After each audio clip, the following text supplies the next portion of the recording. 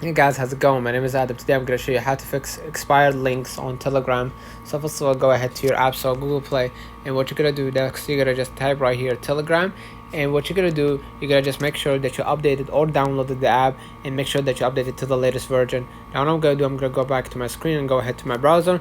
Basically, if you want to recover or fix expired links on Telegram, you cannot fix an expired link or invite link in Telegram. Once an invite link has expired, it cannot be used to join a group or channel. The only way to join a group or channel that has an expired invite link is to ask an administrator to send you a new link. So unfortunately for now, this feature is not possible to fix an expired link, but we will let you know in the future if there is a new update coming.